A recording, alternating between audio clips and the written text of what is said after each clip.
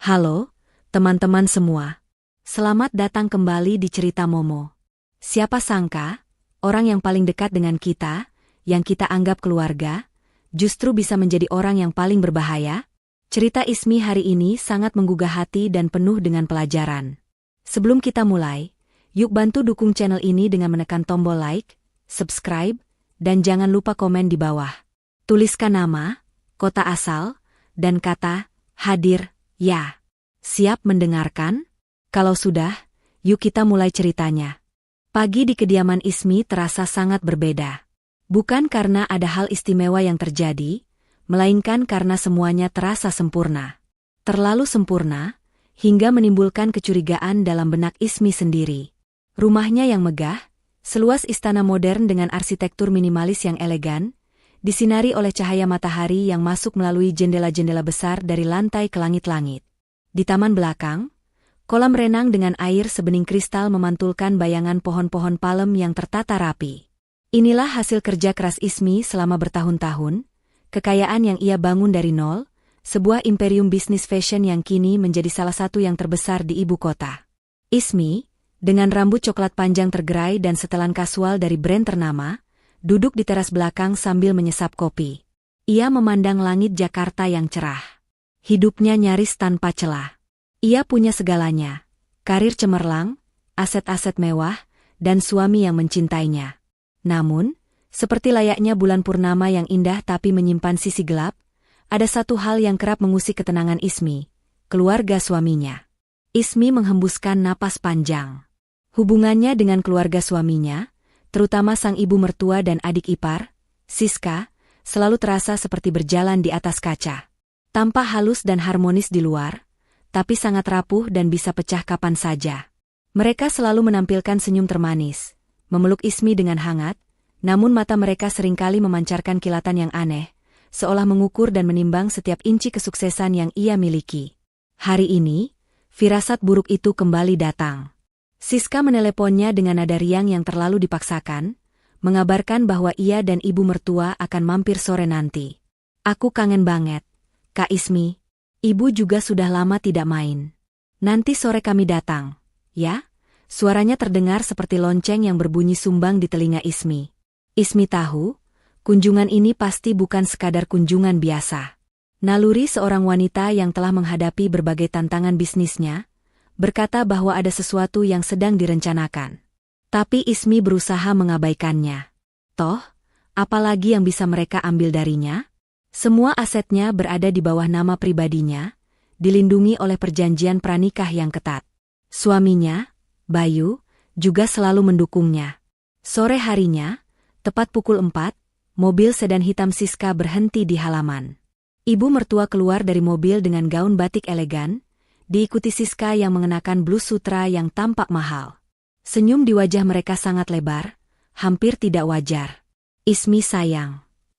Ibu mertua langsung memeluknya erat, ciuman di pipi Ismi terasa dingin. "Kamu kok makin cantik saja, sih? Pasti karena hidupmu bahagia, ya?" Siska langsung menimpali. "Iya, Kak Ismi. Lihat deh, kakak makin glowing saja. Padahal bisnisnya makin sibuk, kan? Asetnya pasti sudah makin banyak, ya?" Pertanyaan itu, yang selalu terucap dengan nada basa-basi, langsung membuat Ismi merasa risih. "Alhamdulillah, Ibu, Siska. Semua lancar berkat doa kalian juga."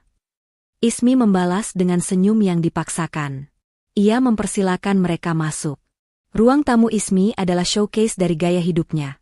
Sofa-sofa bludru impor, lukisan-lukisan abstrak mahal di dinding, dan sebuah lampu kristal yang menggantung megah. "Subhanallah, Ismi, rumahmu ini seperti hotel bintang 5. Seru ibu mertua sambil mengusap-usap sandaran sofa. Siska hanya diam, matanya menjelajahi setiap sudut ruangan, seolah sedang menghitung-hitung nilai setiap perabotan. Obrolan mengalir. Mereka membahas bisnis Ismi, rencana liburan, dan tentu saja, aset-asetnya. Siska bertanya dengan detail soal proyek baru Ismi, nilai investasi, hingga keuntungan yang ia raup. Ismi menjawab dengan hati-hati, berusaha tidak terlalu banyak memberi informasi. Sinetron di layar kaca tidak pernah salah. orang yang paling dekat seringkali menjadi musuh dalam selimut. Ismi tahu itu. Oh, iya, kami hampir lupa. Siska tiba-tiba berseru. Ia beranjak ke mobil dan kembali dengan sebuah kotak kue yang diikat dengan pita cantik. Ini, Kak Ismi. Aku buatkan khusus untuk kakak. Kata ibu, kakak suka kue coklat, kan? Ismi menatap kotak itu. Bentuknya sempurna, pitanya rapi. Siska tersenyum manis, seolah ia benar-benar tulus. Tapi naluri Ismi berteriak. Ada yang salah. Ada getaran aneh yang ia rasakan dari kotak itu. Sebuah sinyal bahaya yang tak terlihat. Ismi menerimanya dengan senyum, berterima kasih. Nanti langsung dimakan, ya, Ismi. Ibu dengar kamu suka kue manis. Siska membuatnya dengan resep spesial, ucap ibu mertua. Lagi-lagi, ada nada mendesak yang aneh. Setelah 2 jam kunjungan yang terasa seperti interogasi terselubung, Siska dan ibu mertua pamit. Mereka kembali memeluk Ismi dengan senyum lebar. Ismi menyaksikan mobil mereka menjauh, lalu kembali masuk ke dalam rumah. Ia melihat kotak kue yang tergeletak di meja ruang tamu. Seketika, Ismi merasa mual. Ia tidak ingin menyentuh kue itu. Firasatnya sangat kuat, seolah ada suara yang berbisik, "Jangan makan kue itu, Ismi." Ia mengambil kotak itu, mengangkatnya, merasakan beratnya. Ia membayangkan senyum Siska yang terkesan dibuat-buat. Ia memikirkan obrolan yang terlalu banyak menyinggung kekayaannya. Semuanya terasa seperti skenario yang sudah diatur. Siska dan ibu mertua tidak pernah datang dengan tangan kosong. Tapi kali ini, hadiahnya terasa begitu dipaksakan, begitu aneh. Ismi memutuskan untuk tidak memakannya. Ia hanya menaruh kotak itu di dalam kulkas, berniat untuk membiarkannya saja. Ia tidak tahu, keputusannya ini akan menjadi titik balik yang menyelamatkan nyawanya dan mengungkap sebuah rencana keji yang tak pernah ia duga. Pagi itu, Ismi bangun dengan perasaan yang tidak biasa. Ia merasa gelisah, seolah ada bayangan hitam yang mengikutinya. Pikirannya terus tertuju pada kotak kue yang Siska berikan kemarin. Kue itu masih tergeletak di dalam kulkas, dan Ismi tidak berani menyentuhnya. Ia tahu, ada sesuatu yang tidak beres, tapi ia tidak tahu apa. Naluri bisnisnya yang tajam, yang membantunya membaca pergerakan pasar dan niat lawan, kini berteriak memperingatkan tentang sesuatu yang jauh lebih pribadi dan berbahaya.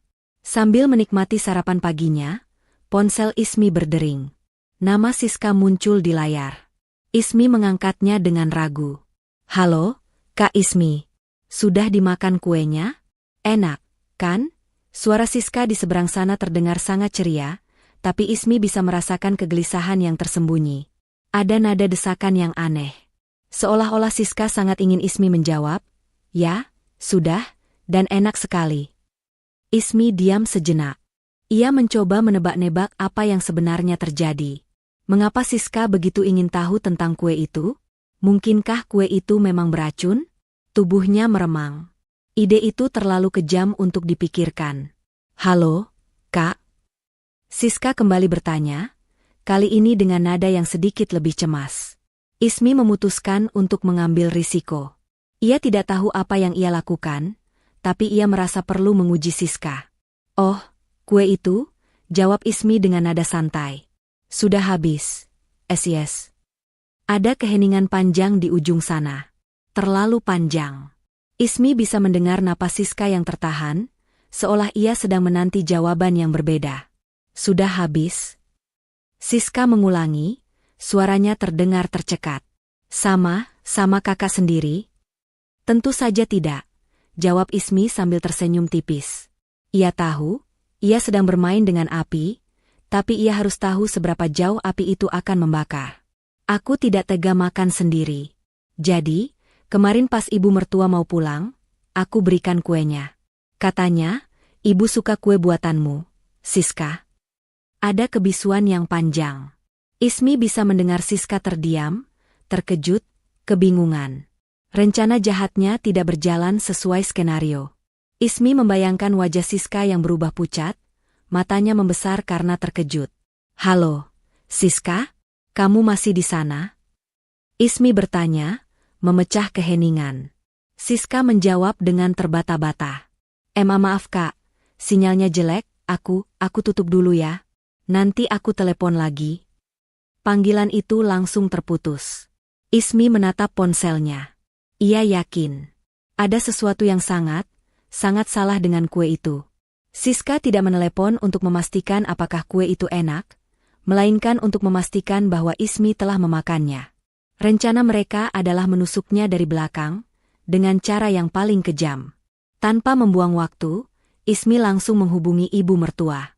Jantungnya berdebar kencang. Ia takut sesuatu yang buruk telah terjadi. Halo, Ibu, suara Ismi terdengar tegang. Ibu mertua menjawab dengan suara lemas. Halo, Ismi. Ibu merasa tidak enak badan. Perut ibu sakit sekali. Dunia Ismi terasa runtuh. Ia tidak bisa bernapas. Skenario terburuk yang ia bayangkan ternyata menjadi kenyataan. Kue itu benar-benar beracun. Dan ibu mertua, entah bagaimana, memakannya. Ibu sudah ke dokter? Tanya Ismi, berusaha tetap tenang. Belum, ibu pikir cuma masuk angin. Tapi sakitnya tidak hilang. Ismi, jawab ibu mertua. Ibu, jangan gerak kemana-mana. Aku akan segera ke sana dan menjemput ibu. Kita ke rumah sakit sekarang juga. Ismi berkata dengan tegas. Ia tidak peduli jika ibu mertua dan Siska bersekongkol untuk membunuhnya. Yang ada di pikirannya sekarang adalah menyelamatkan ibu mertua, meskipun ia tahu bahwa ibu mertua juga adalah bagian dari rencana jahat itu. Perjalanan ke rumah ibu mertua terasa sangat panjang. Pikirannya melayang ke berbagai kemungkinan. Apakah ini semua benar-benar rencana mereka? Mengapa ibu mertua tidak tahu tentang kue itu? Mungkinkah Siska bertindak sendirian? Ismi menggelengkan kepalanya. Tidak mungkin. Siska tidak akan berani melakukan ini tanpa persetujuan ibu mertua. Rencana mereka pasti sudah matang. Tapi kenapa Siska tidak memperingati ibunya tentang kue itu? Ketika Ismi sampai di rumah ibu mertua, ia menemukan ibu mertua terbaring lemah di sofa, wajahnya pucat pasi. Ismi langsung membantunya ke mobil dan membawanya ke rumah sakit. Selama perjalanan, Ismi tidak mengucapkan sepatah kata pun. Hatinya dipenuhi dengan amarah, kesedihan, dan rasa sakit. Di rumah sakit, ibu mertua langsung ditangani. Ismi menunggu dengan gelisah di luar ruang perawatan. Beberapa saat kemudian, dokter keluar dan menjelaskan bahwa ibu mertua mengalami keracunan makanan. Untungnya, tidak parah. Sepertinya dosisnya tidak terlalu tinggi, ujar dokter. Ismi menghembuskan napas lega. Ibu mertua masih bisa diselamatkan. Tapi Ismi tahu, ini bukanlah akhir. Ini hanyalah permulaan. Ia tidak akan membiarkan mereka lolos begitu saja. Ia akan membuat mereka menyesal. Ruang tunggu rumah sakit terasa sangat dingin, seolah-olah suhu udara sebanding dengan rasa curiga yang membeku di hati Ismi. Setelah dokter menjelaskan bahwa ibu mertua mengalami keracunan makanan, Ismi merasa seperti tersambar petir. Kata-kata dokter, yang seharusnya menenangkan, justru terdengar seperti pengumuman yang mengagetkan. Beruntung dosis racunnya tidak terlalu tinggi, kalimat itu terus terngiang-ngiang. Racun. Bukan sekadar makanan basi. Kata itu begitu kejam, begitu dingin, dan begitu nyata. Ismi duduk di kursi ruang tunggu, memandangi pintu ruang perawatan tempat ibu mertua terbaring. Wajahnya tetap tenang, tapi di dalam benaknya, kepingan-kepingan puzzle mulai berserakan, dan kini, satu persatu, kepingan itu menyatu membentuk sebuah gambar yang mengerikan. Senyum manis Siska saat memberikan kue itu. Nada suaranya yang memaksa saat meneleponnya tadi pagi. Dan yang paling mengejutkan, fakta bahwa ibu mertua makan kue itu, padahal itu adalah bagian dari rencana untuk membunuhnya. Napas Ismi tercekat. Ia sadar, ini bukan hanya sekadar kecemburuan biasa. Ini adalah sebuah skenario pembunuhan yang disusun rapi, dengan dalih hadiah yang tulus. Mereka ingin menusuknya dari belakang, dengan cara yang paling kejam. Tapi ada satu hal yang tidak mereka duga. Ismi tidak memakan kue itu, dan ia malah memberikan kue itu kepada ibu mertuanya sendiri. Rencana mereka terlalu sempurna, hingga lupa memperhitungkan variabel kecil. Siska terlalu panik setelah tahu Ismi memberikan kue itu ke ibu mertua, sehingga ia tidak sempat memberitahu ibunya untuk tidak memakannya. Rencana jahat itu kini berbalik menghancurkan mereka. Ismi merasakan kemarahan yang membara di dalam dirinya. Ia memejamkan mata, mencoba menenangkan diri. Ia harus berpikir jernih. Ini bukan lagi soal persaingan, ini soal nyawa. Ia harus bertindak. Dan ia akan bertindak, tapi dengan cara yang jauh lebih cerdas dari apa yang mereka lakukan. Saat itu, pintu rumah sakit terbuka, dan Siska masuk dengan wajah penuh kekhawatiran yang dibuat-buat. Matanya langsung mencari Ismi. Saat melihat Ismi berdiri tegak, tak kurang satu pun, ekspresi lega yang hampir tak terlihat melintas di wajahnya. Namun, rasa lega itu langsung berubah menjadi ketakutan saat ia melihat Ismi menatapnya dengan pandangan dingin dan menusuk. "Kak Ismi, bagaimana ibu? Ibu baik-baik saja, kan?" Aku khawatir sekali." Siska langsung menghampiri Ismi, suaranya terdengar bergetar. Ismi tidak menjawab. Ia hanya menatap Siska lurus di mata, mencoba membaca setiap kebohongan di sana. "Dia baik-baik saja," jawab Ismi singkat. "Syukurlah.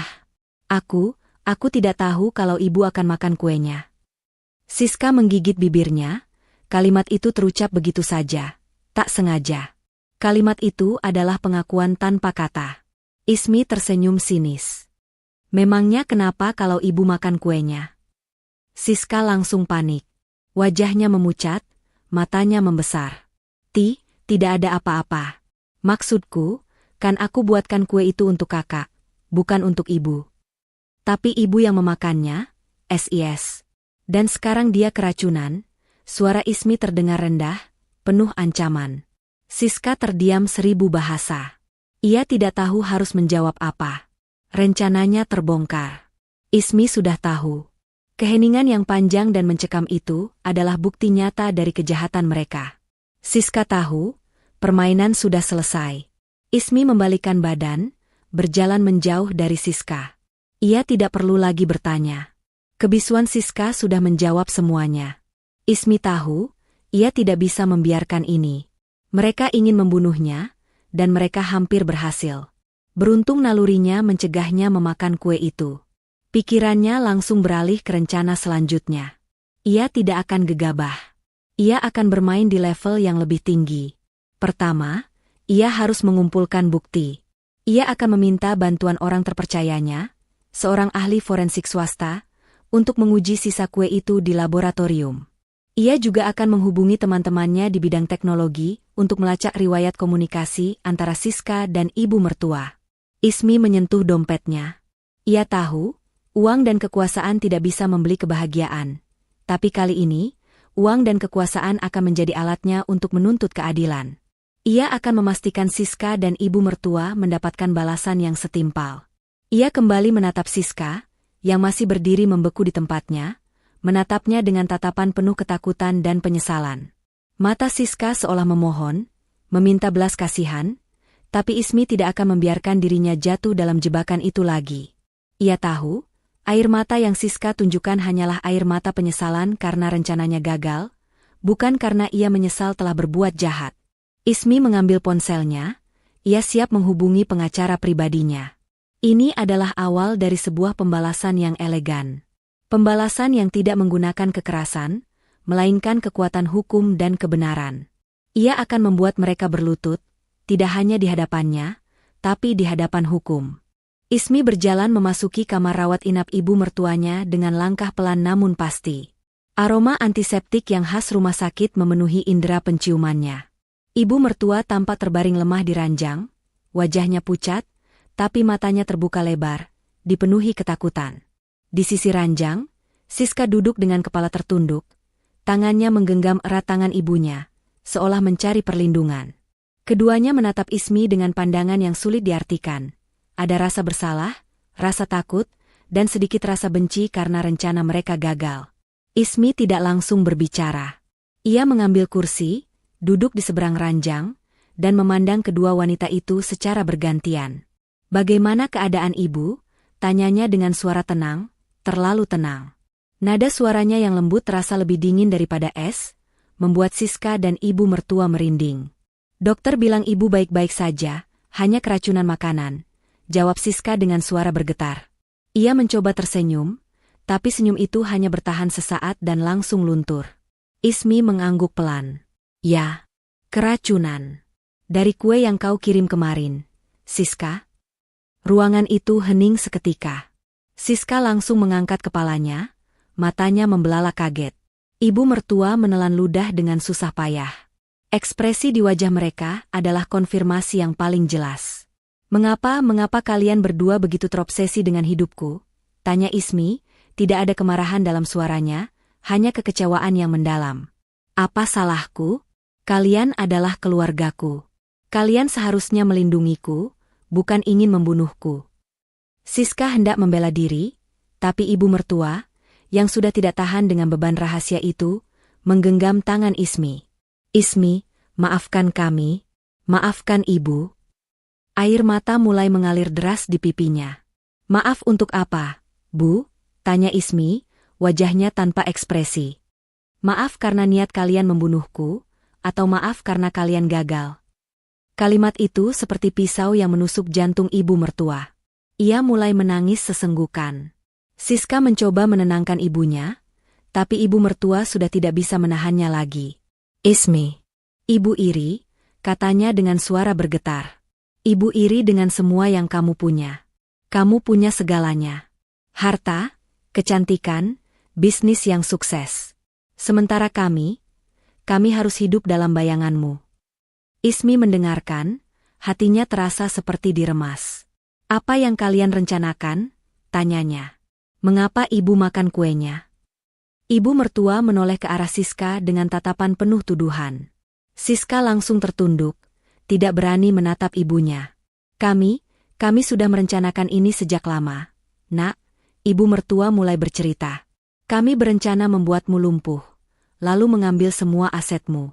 Kami tahu kamu tidak akan bertahan lama, dan kami akan mengatur semuanya agar terlihat seperti kecelakaan. Kami sudah menyiapkan dokumen. Kami bahkan sudah menyusun rencana untuk mengalihkan asetmu ke nama kami. Ismi terdiam. Ia tidak bisa membayangkan kejahatan sebesar ini. Tapi, kenapa? Aku kan sudah berbagi dengan kalian, ucap Ismi, mengingat semua hadiah mahal yang pernah ia berikan, semua bantuan finansial untuk Siska dan keluarganya. Itu tidak cukup. Siska tiba-tiba berseru. Kau selalu di atas. Selalu menjadi yang terbaik. Semua orang memujimu. Kau bahkan mengambil Bayu dariku. Dia harusnya menikah denganku, bukan denganmu. Mata Ismi melebar. Pengakuan Siska terlalu mengejutkan. Ia tidak pernah tahu bahwa ada cinta segitiga di antara mereka. Ternyata, bukan hanya harta yang menjadi motif mereka, tapi juga cinta. Ibu dan Siska, kami pikir dengan menyingkirkanmu, kami akan mendapatkan semua yang kamu punya. Harta, dan juga Bayu, ibu mertua menambahkan, suaranya dipenuhi dengan rasa putus asa. Rencananya, Siska akan memberimu kue itu, dan setelah kau memakannya, dia akan memanggil dokter untuk memeriksa keracunan makanan. Kami sudah menyiapkan semuanya. Tapi rencana itu berantakan. Ibu. Siska memohon dengan air mata di pipi. Aku sudah coba menghubungi ibu. Tapi teleponmu tidak bisa dihubungi. Aku sudah coba memperingatkan ibu untuk tidak memakan kue itu. Ibu mertua menoleh ke arah Ismi.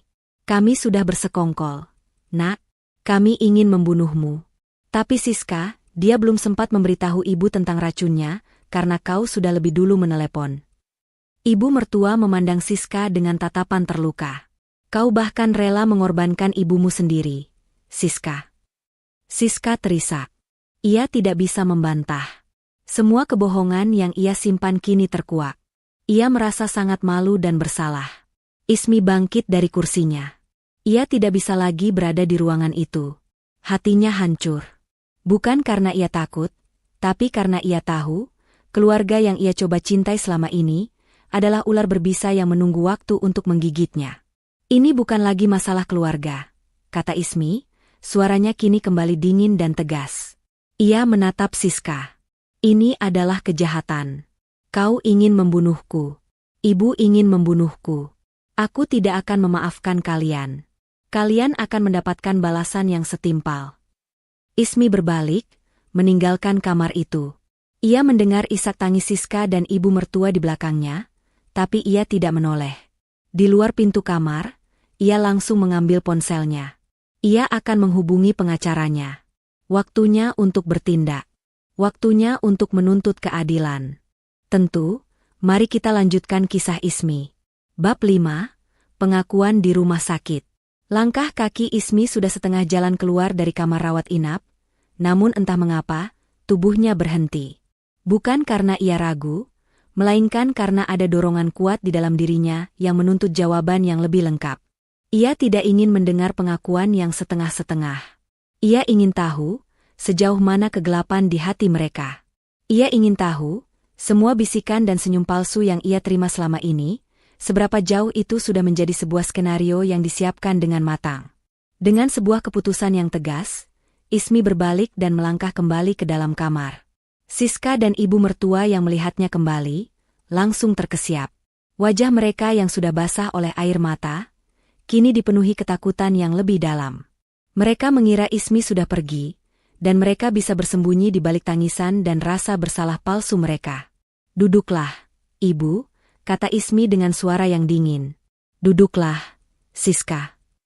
Kedua wanita itu menuruti perintah Ismi, seperti boneka yang digerakkan oleh tali. Mereka duduk di kursi dengan kepala tertunduk, seolah tidak berani menatap mata Ismi. Ismi menarik kursi, duduk di hadapan mereka, dan melipat tangannya di dada. Matanya tajam, menusuk, dan tidak menunjukkan sedikitpun rasa belas kasihan. "Aku tidak butuh air mata kalian," kata Ismi. "Aku tidak butuh permintaan maaf. Aku hanya butuh kebenaran. Ceritakan semuanya. Dari awal. Mengapa kalian berdua ingin membunuhku? Apa yang memicu kebencian ini?" Ibu mertua mengangkat wajahnya. Matanya yang sembab menatap Ismi. "Ismi, itu dimulai sejak kamu masuk ke keluarga kami," katanya dengan suara bergetar. "Kami melihatmu, sangat berbeda dari kami. Kamu datang dengan segala kesuksesanmu, dengan asetmu, dengan uangmu. Semua yang kami impikan, ada padamu." Siska menimpali, suaranya parau. "Kakak mengambil Bayu dariku. Sejak awal, aku mencintai Bayu. Aku yakin, kalau bukan karena kau datang, Bayu pasti akan memilihku. Dan denganmu, dia menjadi orang yang berbeda. Dia hanya fokus padamu, pada kebahagiaanmu, dan dia tidak lagi melihat kami." Ismi mendengarkan, hatinya terasa kosong. Pengakuan itu terasa seperti tamparan keras. "Aku tidak pernah mengambil Bayu dari siapapun. Dia memilihku," jawab Ismi, suaranya penuh kekecewaan. "Dan aku tidak pernah membedakan kalian. Aku sudah banyak membantu kalian, Siska. Aku sudah membelikanmu mobil, perhiasan, dan aku selalu menanggung biaya hidup kalian. Itu justru membuat kami semakin membencimu," seru Siska, air matanya kembali mengalir. "Kau pikir kami ini apa? Pengemis? Setiap kali kau memberi kami sesuatu, rasanya seperti kau mengejek kami. Kau memamerkan kekayaanmu. Kau membuat kami merasa tidak berguna, tidak berharga." Ibu mertua menyambung. "Kami tidak butuh belas kasihanmu. Kami hanya ingin setara denganmu. Tapi kami tahu itu tidak mungkin. Jadi kami pikir, jika kami tidak bisa sepertimu, kami akan mengambil apa yang kamu punya." Pengakuan itu membuat Ismi terdiam. Ia tidak pernah melihatnya dari sudut pandang itu. Ia mengira ia berbuat baik, tapi bagi mereka, kebaikannya adalah sebuah penghinaan. "Jadi, kalian bersekongkol?" tanya Ismi, suaranya kini kembali tajam. "Bagaimana kalian merencanakannya? Seberapa detail?" Ibu mertua menundukkan kepala. "Kami berencana untuk membuatmu keracunan. Kami pikir, setelah kau makan kue itu, kau akan sakit, dan kami akan mengatakan itu hanya keracunan makanan biasa. Kami bahkan sudah merencanakan untuk membawa kue yang tidak beracun ke rumah sakit, jadi tidak akan ada yang curiga." Siska memotong, "Kami juga sudah menghubungi pengacara. Dia bilang, jika kau lumpuh atau meninggal, kami bisa mengklaim asetmu. Terutama aset yang kau beli setelah menikah dengan Bayu. Bayu adalah pewaris utama, dan kami akan memanipulasinya untuk mengambil alih semuanya. Villa di Bali, koleksi mobil mewahmu, bahkan saham-saham perusahaanmu." Ismi tidak bisa menahan rasa mual. Ia tidak hanya hampir dibunuh, tapi juga hampir dirampok habis-habisan oleh keluarganya sendiri. Mereka tidak hanya merencanakan pembunuhan, tapi juga kejahatan finansial yang sistematis.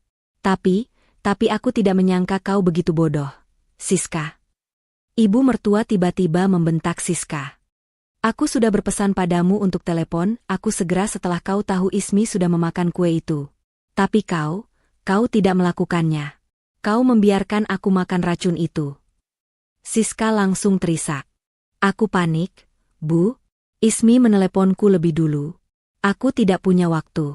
Aku tidak menyangka akan seperti ini. Aku minta maaf. Aku tidak ingin ibu yang keracunan. Ismi bangkit dari kursinya. Ia tidak bisa lagi mendengarkan. Ia sudah mendapatkan semua jawaban yang ia butuhkan. Siska menangis bukan karena ia menyesali perbuatannya pada Ismi, melainkan karena rencananya gagal dan ibunya sendiri yang menjadi korban. Permintaan maaf kalian tidak ada gunanya, kata Ismi dengan suara bergetar. Itu bukan datang dari hati.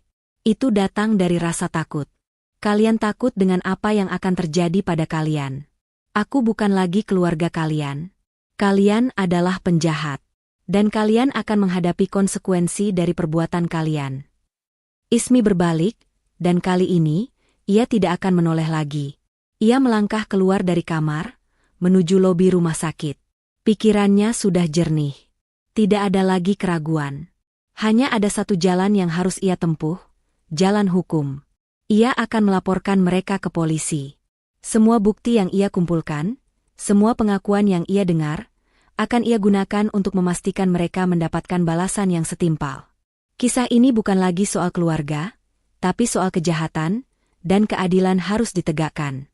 Ismi keluar dari rumah sakit, meninggalkan Siska dan ibu mertua dalam keheningan yang penuh dengan tangisan penyesalan yang terlambat.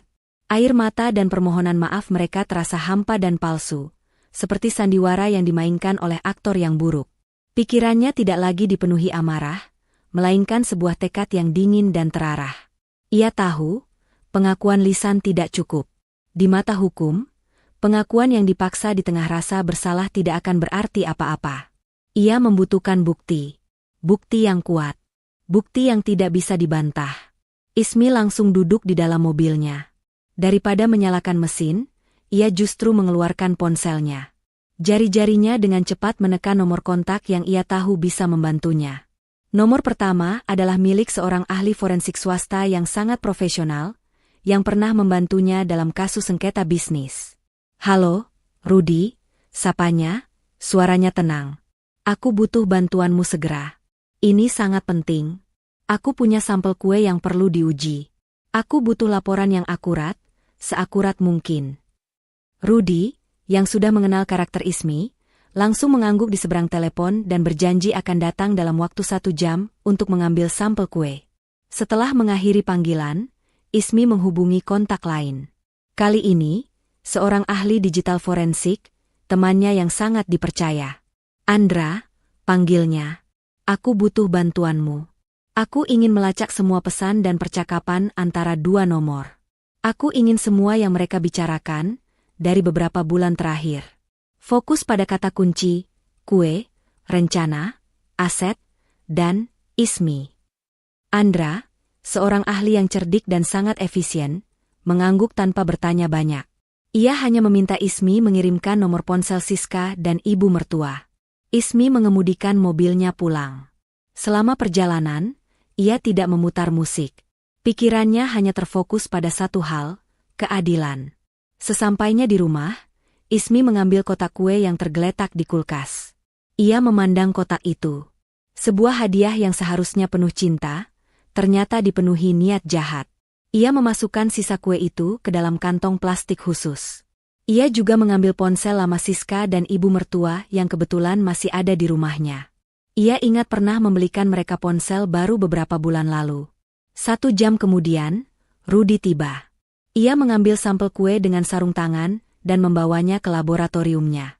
Akan saya kabari secepatnya, janjinya. Ismi menunggu dengan sabar. Ia tahu, proses ini butuh waktu, tapi ia tidak gentar. Ia telah membuat keputusan yang tidak bisa diubah. Ia akan menuntut keadilan, tidak hanya untuk dirinya, tapi juga untuk semua orang yang pernah menjadi korban pengkhianatan. 2 hari berlalu. Ponsel Ismi berdering. Itu panggilan dari Andra. "Ismi, aku sudah dapat datanya," katanya dengan nada serius. Ini gila. Kamu harus melihatnya sendiri." Ismi menyuruh Andra datang ke rumahnya. Setengah jam kemudian, Andra tiba dengan laptopnya.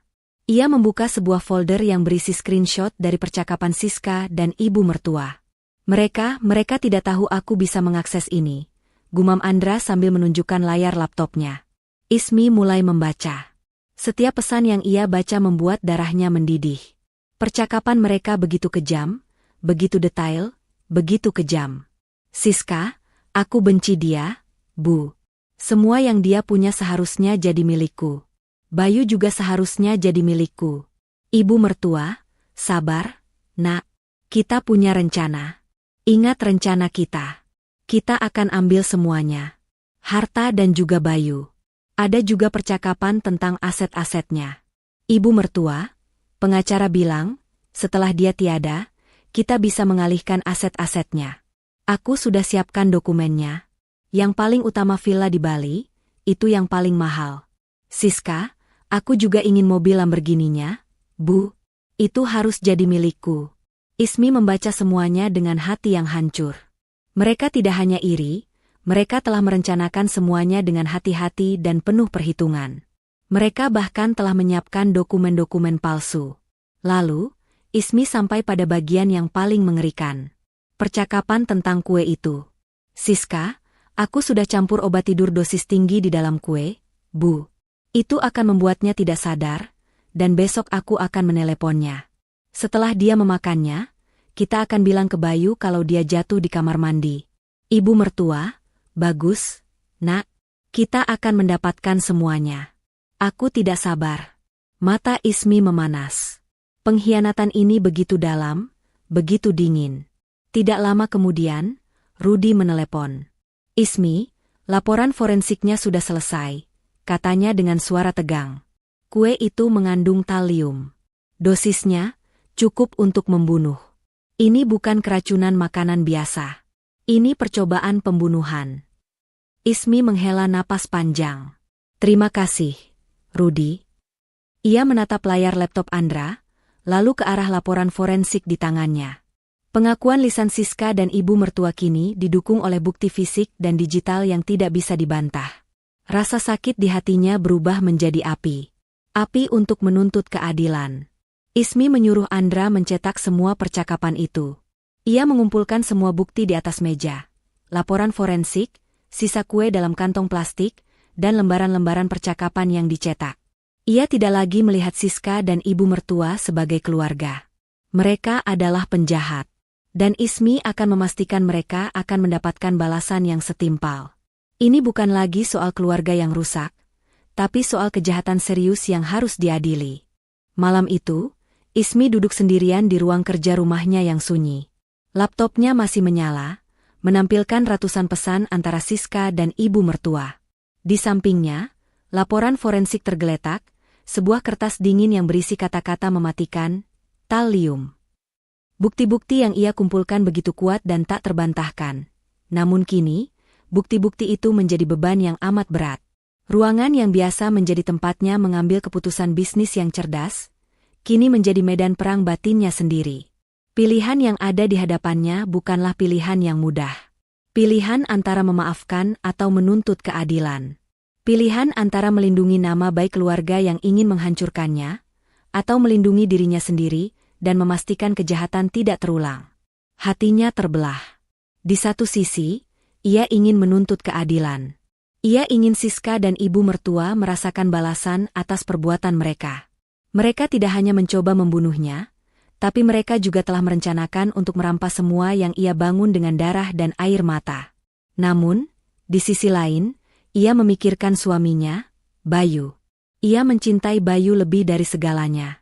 Ia tahu, jika ia melanjutkan ke jalur hukum, Bayu akan hancur. Bayu akan berada di posisi yang tidak mungkin. Ia harus memilih antara istri yang dicintainya dan ibu, serta saudara perempuan yang telah mengkhianatinya. Ismi tahu, Jika ia melaporkan mereka ke polisi, itu akan menjadi pukulan telak bagi Bayu. Ia bisa melihat rasa sakit di mata suaminya, dan rasa sakit itu terasa lebih menyakitkan daripada pengkhianatan itu sendiri. Tiba-tiba, pintu terbuka. Bayu masuk, wajahnya tampak lelah.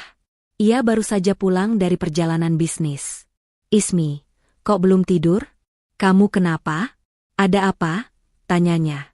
Bayu melihat tumpukan kertas di meja, termasuk laporan forensik yang mengerikan. Ismi tidak tahu harus mulai dari mana. Ia hanya bisa menatap mata Bayu, mata yang dipenuhi cinta, tapi akan segera dipenuhi rasa sakit. Ia menghela napas panjang. "Duduk, Bayu. Ada yang harus aku ceritakan," katanya, suaranya bergetar. Ismi mulai bercerita. Dari kunjungan Siska dan ibu mertua, kue yang mencurigakan, telepon Siska yang penuh desakan, hingga akhirnya ibu mertua yang masuk rumah sakit karena keracunan. Bayu mendengarkan dengan seksama, ekspresi wajahnya berubah dari rasa ingin tahu menjadi kebingungan. Namun, saat Ismi menceritakan tentang percakapan yang ia dengar di rumah sakit, wajah Bayu menjadi pucat. "Nggak mungkin. Ibu dan Siska nggak mungkin melakukan itu," gumamnya, tidak percaya. Ismi mengambil laptopnya, memutar layar ke arah Bayu. Ia menunjukkan semua pesan yang telah dicetak. Percakapan mereka tentang racun, tentang aset-asetnya, tentang Bayu sendiri. Ismi juga menunjukkan laporan forensik, yang membuktikan bahwa kue itu benar-benar mengandung racun. Bayu membaca setiap kata, setiap kalimat. Matanya membelalak, wajahnya memucat, tangannya bergetar. Ini tidak mungkin," Bayu bergumam, air mata mulai mengalir di pipinya. Mereka tidak akan pernah mencoba membunuhmu, Ismi. Mereka hanya iri. Mereka tidak benar-benar serius." "Mereka serius, Bayu. Ini bukan lagi soal iri hati. Ini percobaan pembunuhan. Lihat ini," kata Ismi sambil menunjuk laporan forensik. "Mereka merencanakan ini dengan sangat matang. Mereka bahkan sudah menyiapkan dokumen untuk mengambil alih semua yang aku punya." Bayu menutupi wajahnya dengan kedua tangannya, tubuhnya bergetar. Suaminya yang selalu kuat, kini terlihat begitu rapuh dan hancur. Kenapa mereka tega?" isaknya. Setelah beberapa saat, Bayu mengangkat wajahnya. Matanya memohon. "Ismi, kumohon. Jangan laporkan mereka. Ini adalah keluarga kita. Kita bisa menyelesaikan ini secara internal. Kita bisa minta mereka pergi jauh. Aku akan mengurusnya." Hati Ismi sakit melihat Bayu seperti itu. Ia tahu Bayu mencintai ibu dan adiknya. Tapi ia juga tahu, ia harus melindungi dirinya sendiri. "Bayu, aku tidak bisa," jawab Ismi dengan tegas. "Aku tidak bisa membiarkan ini. Aku tidak bisa hidup dalam ketakutan. Jika aku memaafkan mereka sekarang, apa jaminannya mereka tidak akan mencoba lagi? Aku hampir kehilangan nyawaku. Ini bukan lagi masalah keluarga. Ini adalah kejahatan. Ini adalah percobaan pembunuhan. Mereka harus bertanggung jawab atas perbuatan mereka." Bayu menatap Ismi, matanya dipenuhi dengan keputusasaan. Ia tahu, Ismi benar. Tapi ia tidak bisa menerima kenyataan bahwa ibunya dan adiknya adalah penjahat. Ia berada di antara dua pilihan yang sama-sama menyakitkan. "Aku akan mendukungmu, Bayu," kata Ismi dengan lembut. "Tapi aku harus menempuh jalur hukum. Ini satu-satunya cara. Aku harus melaporkan mereka." Bayu memejamkan mata, menghela napas panjang. Ia tahu Ismi adalah wanita yang kuat dan cerdas. Dan ia tahu, Ismi mengambil keputusan ini bukan karena amarah, melainkan karena ia tahu itu adalah hal yang benar untuk dilakukan. Pada akhirnya, Bayu mengangguk pelan. Aku mengerti. Aku akan menemanimu." Mata Ismi berkaca-kaca. Ia tahu, Bayu telah memilihnya. Itu adalah pengorbanan terbesar yang bisa ia minta. Ia akan melangkah maju, dan ia tidak akan pernah menoleh ke belakang. Ia akan menuntut keadilan, tidak hanya untuk dirinya, tapi juga untuk Bayu, yang harus menanggung luka ini. Ismi menatap Bayu yang duduk di sampingnya. Wajah suaminya terlihat sangat lelah, tapi ada keteguhan yang tak tergoyahkan di matanya. Pagi itu, Mereka telah membuat keputusan yang paling sulit dalam hidup mereka, dan sekarang mereka siap untuk melaksanakannya. Mereka duduk di sebuah kafe, menunggu pengacara mereka, Pak Rahmat, yang akan menemani mereka ke kantor polisi. Suasana di antara mereka hening, penuh dengan ketegangan yang tak terucapkan. Di dalam tas tangan Ismi, terbungkus rapi sebuah map tebal berisi semua bukti yang telah ia kumpulkan. "Kamu yakin, sayang?" tanya Bayu, suaranya pelan. Ini akan mengubah segalanya." Ismi mengangguk. "Aku yakin, Bayu. Ini satu-satunya jalan. Kita harus melakukan ini." Ia menggenggam tangan Bayu erat. "Terima kasih sudah menemaniku." Bayu membalas genggaman itu. "Aku akan selalu menemanimu, Ismi." Tak lama kemudian, Pak Rahmat datang. Tanpa membuang waktu, mereka langsung menuju ke kantor polisi. Di sana, Ismi menceritakan seluruh kronologi kejadian, dari awal hingga akhir, di hadapan seorang penyidik. Pak Rahmat membantu Ismi menyampaikan laporannya dengan lugas dan terorganisir. Awalnya, penyidik itu mendengarkan dengan skeptis, seolah ini hanya drama keluarga biasa. Namun, ekspresi wajahnya berubah total saat Ismi membuka map dan menunjukkan bukti-bukti yang ada. Ismi mengeluarkan kantong plastik berisi sisa kue, yang masih disegel rapi. "Ini adalah sampel kue yang saya berikan kepada ibu mertua saya. Kami sudah memeriksanya di laboratorium forensik swasta," kata Ismi. Ia lalu menyerahkan laporan dari laboratorium forensik. Di sini tertulis, kue ini mengandung racun talium dalam dosis yang mematikan. Mata penyidik itu membelalak kaget. Ia mengambil laporan itu dan membacanya dengan saksama. Wajahnya yang semula datar, kini tegang. Ia menyuruh Ismi untuk melanjutkan ceritanya. Ismi kemudian menyerahkan setumpuk lembaran kertas yang dicetak. "Ini adalah bukti kedua. Semua ini adalah percakapan antara Siska dan ibu mertua saya. Mereka merencanakan percobaan pembunuhan ini dengan sangat matang." Penyidik itu mulai membaca pesan-pesan itu. Matanya menyapu setiap kata, setiap kalimat. "Siska, aku benci dia, Bu. Semua yang dia punya seharusnya jadi milikku. Bayu juga seharusnya jadi milikku. Ibu mertua, sabar, Nak. Kita punya rencana. Ingat rencana kita. Kita akan ambil semuanya. Harta dan juga Bayu." Ismi melihat penyidik itu menggelengkan kepalanya pelan, tidak percaya dengan apa yang ia baca. Ia melanjutkan membaca percakapan yang lebih mengerikan. "Siska, aku sudah campur obat tidur dosis tinggi di dalam kue, Bu. Itu akan membuatnya tidak sadar, dan besok aku akan meneleponnya. Setelah dia memakannya, kita akan bilang ke Bayu kalau dia jatuh di kamar mandi. Ibu mertua, bagus, Nak. Kita akan mendapatkan semuanya. Aku tidak sabar." Penyidik itu berhenti membaca. Ia menatap Ismi, matanya dipenuhi dengan rasa terkejut dan marah. Ini bukan lagi masalah keluarga. Ini adalah kejahatan serius." Ismi mengangguk. "Ya, Pak. Mereka tidak hanya merencanakan pembunuhan, tapi juga ingin merampas semua aset saya. Mereka bahkan sudah menyiapkan dokumen-dokumen palsu." Penyidik itu langsung menghubungi timnya. Dalam hitungan menit, sebuah tim polisi berpakaian preman sudah siap. Mereka akan langsung menuju ke rumah sakit untuk menangkap Siska dan ibu mertua. "Kami butuh kalian berdua untuk ikut," kata penyidik itu pada Ismi dan Bayu. "Ini untuk konfrontasi. Setelah bukti ini kuat, kami butuh mereka melihat kalian di sana." Ismi mengangguk. Ia siap. Ia akan menatap mereka, bukan dengan kebencian, melainkan dengan ketegasan seorang wanita yang menuntut keadilan. Perjalanan ke rumah sakit terasa seperti adegan dalam film. Mobil polisi melaju kencang, sirene berbunyi, dan Ismi serta Bayu duduk diam di mobil lain, di belakang mobil polisi. Jantung Bayu berdebar kencang. Ini adalah kenyataan. Ibunya dan adiknya akan ditangkap. Ia tidak pernah membayangkan hari ini akan datang. Sesampainya di rumah sakit, tim polisi langsung bergerak. Mereka memasuki kamar rawat inap ibu mertua. Di sana, Siska masih duduk di kursi, menggenggam tangan ibunya yang masih lemah. Ismi dan Bayu menunggu di koridor, mengamati dari jauh. Tiba-tiba, teriakan histeris terdengar dari dalam kamar. Tidak. Aku tidak melakukan apa-apa. Ini semua fitnah. Suara Siska. Lalu terdengar suara tangisan ibu mertua. Bayu, anakku, tolong ibu. Ibumu difitnah. Siska dan ibu mertua dibawa keluar oleh polisi.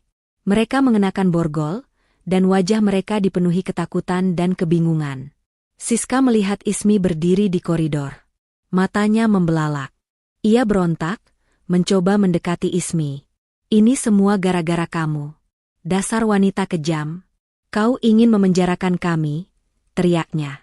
Ibu mertua melihat Bayu. Air matanya mengalir deras. Bayu, anakku, kamu tidak percaya ibumu? Ibumu difitnah oleh istrimu sendiri. Bayu maju selangkah. Ia menatap ibu dan adiknya. Matanya dipenuhi rasa sakit, tapi suaranya tegas. Ibu, Siska, kalian tidak perlu memfitnah Ismi. Bukti-bukti yang kami miliki sudah jelas. Siska dan ibu mertua terdiam. Mereka melihat ke arah Ismi. Ismi menatap mereka dengan tatapan yang dingin, tak sedikit pun menunjukkan keraguan. Kalian berdua bukan lagi keluargaku, kata Ismi dengan suara bergetar. Kalian tidak punya hati. Kalian sudah merencanakan ini semua. Aku tidak akan membiarkan kalian lolos. Ibu mertua dan Siska mulai menangis, memohon ampun, berlutut. Ismi, kumohon. Kami menyesal. Kami tidak akan mengulanginya lagi. Sudah terlambat, kata Ismi. Waktu untuk meminta maaf sudah habis. Sekarang saatnya kalian membayar atas perbuatan kalian. Polisi membawa Siska dan ibu mertua pergi. Mereka berdua terus menangis dan berteriak, memanggil nama Bayu dan Ismi. Bayu hanya berdiri, menatap mereka pergi, hatinya hancur berkeping-keping. Ismi melingkarkan lengannya di pinggang Bayu. Ia tahu, Bayu terluka, tapi ia juga tahu, ia telah melakukan hal yang benar. Mereka berdua akan melewati ini bersama, dan mereka akan memulai hidup baru, jauh dari bayangan pengkhianatan dan kejahatan. Bab ini berakhir, namun kisah mereka baru saja dimulai. 2 hari setelah penangkapan, suasana di ruang interogasi polisi terasa dingin dan mencekam. Di satu sisi meja, Ismi dan Bayu duduk didampingi pengacara mereka, Pak Rahmat. Ismi terlihat tenang dan berwibawa, sementara Bayu duduk tegak, ekspresi di wajahnya penuh kesedihan namun juga ketegasan. Pakaian mereka rapi, seolah mereka datang bukan untuk sebuah drama keluarga, melainkan untuk menegakkan keadilan. Pintu terbuka, dan Siska serta ibu mertua masuk dengan borgol di pergelangan tangan mereka. Wajah mereka pucat, mata mereka sembab, dan pakaian mereka tampak lusuh. Mereka terlihat tidak berdaya, jauh dari sosok licik dan sombong yang Ismi kenal. Ketika pandangan mereka bertemu dengan Ismi, Siska langsung menunduk, sementara ibu mertua mengangkat wajahnya, penuh dengan permohonan yang putus asa. Ismi. Bayu, maafkan ibu. Isa ibu mertua, suaranya parau. Ibu tidak bermaksud seperti ini. Seorang petugas polisi yang mendampingi mereka menyuruh mereka duduk di sisi lain meja. Ismi menatap mereka, tanpa ekspresi. Hatinya tidak lagi merasakan kemarahan, hanya kekosongan yang dalam. Ia sudah melalui fase itu. Kini yang tersisa hanyalah rasa lelah dan keinginan untuk mengakhiri semuanya. Kami tahu kami salah, kata Siska, air mata mulai mengalir deras di pipinya. Kami minta ampun, Kak Ismi, kumohon, cabut laporanmu. Kami tidak akan mengulanginya lagi. Ismi tidak bergeming. Ia hanya menatap mereka. Ini bukan permohonan maaf yang tulus, melainkan permohonan maaf yang lahir dari ketakutan. Mereka tidak menyesali perbuatan mereka menyesali akibatnya. Mereka takut akan hukuman yang akan menanti mereka. Mengapa kalian berdua melakukan ini? Tanya Bayu, suaranya bergetar. Kenapa kalian tega? Ibu mertua langsung menjawab dengan penuh air mata. Bayu, ibu. Ibu dan Siska tidak pernah menyangka akan sejauh ini. Kami hanya buta karena iri. Kami melihat hidup Ismi begitu sempurna, dan kami merasa hidup kami sangat tidak berguna. Kami tidak pernah sadar bahwa apa yang Ismi miliki adalah hasil kerja kerasnya. Kami hanya ingin hidup seperti dia, sambung Siska dengan terisak. Kami tidak tahu harus bagaimana lagi untuk keluar dari masalah finansial. Kami berutang di mana-mana. Kami pikir, ini adalah satu-satunya jalan keluar. Ismi mendengarkan semua pengakuan itu, tapi hatinya tidak lagi tersentuh. Ia sudah mendengar semua alasan ini di rumah sakit, dan ia tahu, alasan-alasan ini tidak bisa membenarkan percobaan pembunuhan. Sinetron kehidupan memang penuh ironi. Orang yang paling ia bantu, yang paling ia cintai, justru ingin menjatuhkannya. Pak Rahmat, pengacara Ismi, memecah keheningan. Klien saya sudah mendengar pengakuan Anda, tapi kami tidak bisa mencabut laporan. Ada bukti yang sangat kuat, dan ini sudah menjadi kasus kriminal. Percobaan pembunuhan bukan lagi masalah keluarga. Ibu mertua dan Siska langsung menoleh ke arah Ismi. Ismi, kumohon, pinta ibu mertua sambil berlutut. Tangannya yang diborgol terangkat. Ibu tidak bisa. Ibu tidak bisa masuk penjara. Ibu sudah tua, kami menyesal. Kami janji akan berubah.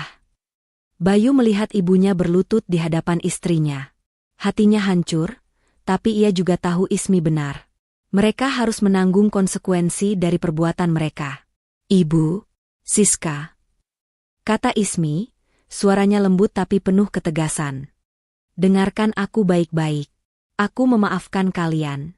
Aku memaafkan semua kebencian dan iri hati kalian.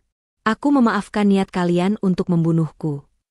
Wajah ibu mertua dan Siska langsung berseri, penuh harapan. Tapi Ismi melanjutkan, tapi pengampunanku tidak bisa menghapus kesalahan kalian di mata hukum. Pengampunanku adalah untuk diriku sendiri, agar aku bisa hidup dengan damai tanpa harus memikul beban kebencian. Tapi kalian harus membayar perbuatan kalian. Kalian akan diadili. Ini bukan tentang balas dendam. Ini tentang keadilan. Seketika, ekspresi wajah Siska dan ibu mertua kembali dipenuhi keputusasaan. Mereka tahu, tidak ada lagi jalan keluar. Pintu telah tertutup.